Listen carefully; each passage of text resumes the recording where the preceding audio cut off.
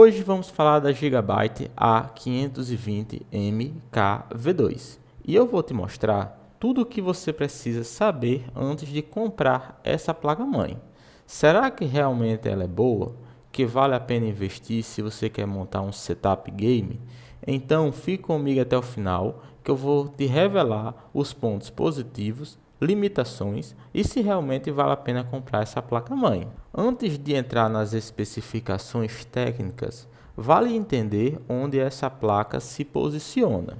Ela faz parte da linha A520 da AMD, pensada para quem quer economizar sem abrir mão de funcionalidades básicas. Em uma classificação entre placas de entrada, intermediária ou premium, a A520MKV2 está na categoria de placa-mãe de entrada. Ela está nessa categoria por alguns motivos bem claros.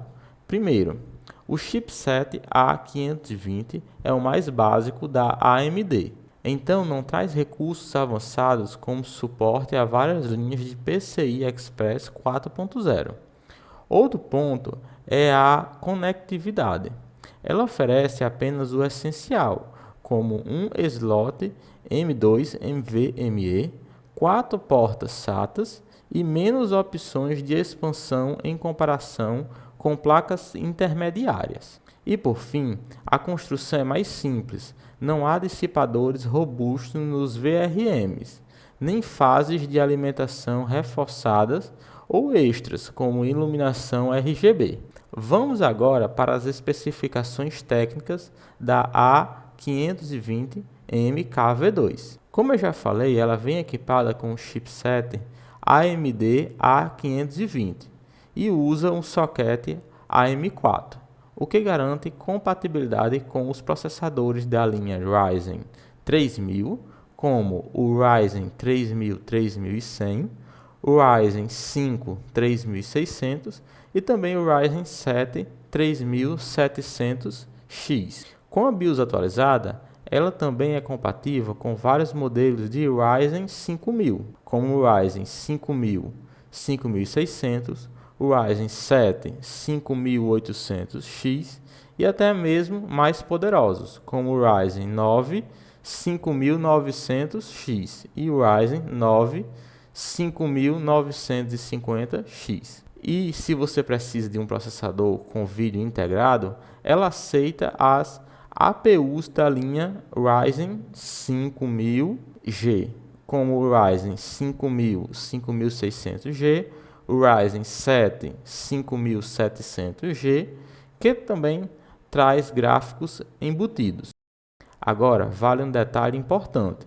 Processadores mais antigos, como o Ryzen de primeira geração e de segunda geração, além dos modelos de Ryzen 3200G e o Ryzen 3400G, não são compatíveis com essa placa. Então é sempre bom ficar atento antes de escolher o processador. E para garantir que está fazendo a escolha certa de CPU, dê uma olhadinha no site da Gigabyte. Em relação à memória, funciona em Dual Channel. Isso significa que você pode usar 2 pentes e ter o ganho de desempenho em relação a apenas um pente. Ela suporta até 64 GB no total, ou seja, dá para montar desde um PC básico com 8 GB ou 16 GB até mais robusto, como 32 ou 64 GB se for necessário.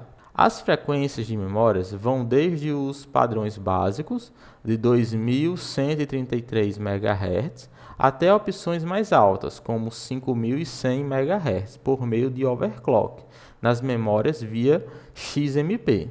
Mas claro, isso depende do processador que você vai usar. Falando dos sockets de expansão, por ser uma placa micro ATX, tem um layout mais compacto, mas ainda oferece o essencial.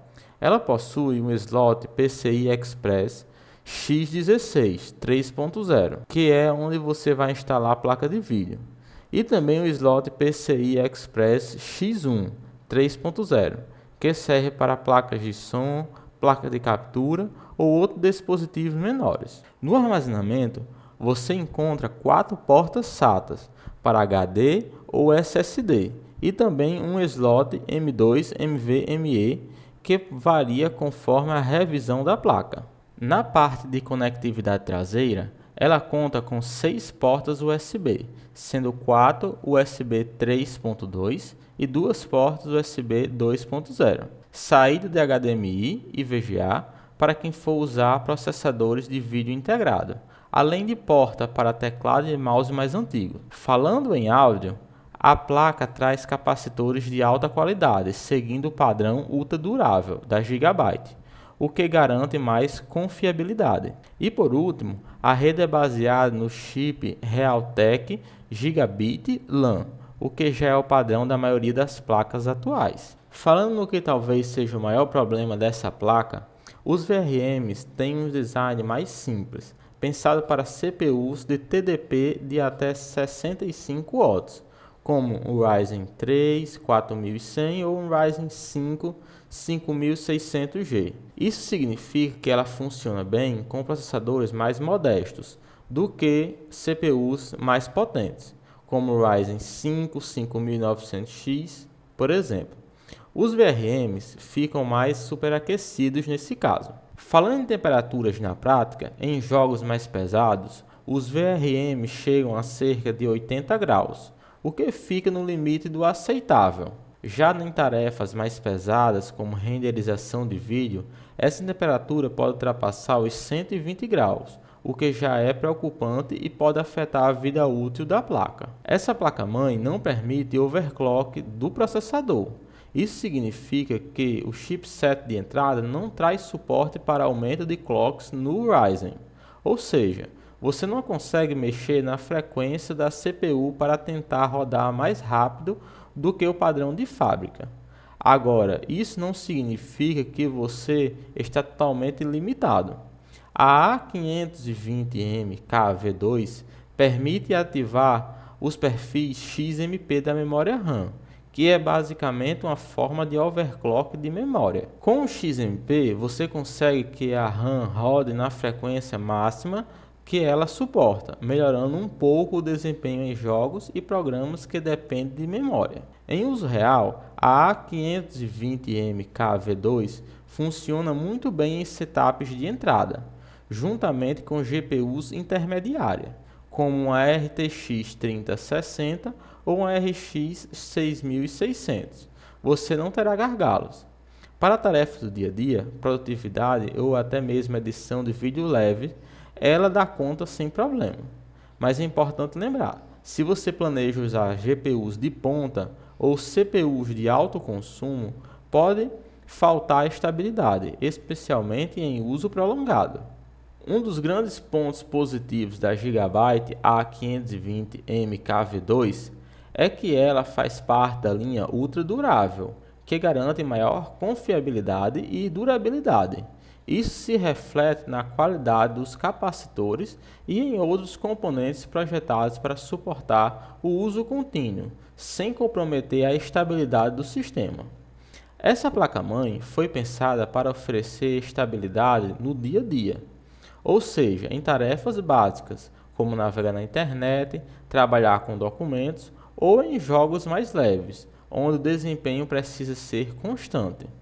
Além disso, ela possui um preço bastante acessível, tornando uma excelente opção para quem quer montar um PC sem gastar muito. Agora falando sobre as limitações, temos alguns pontos importantes a considerar.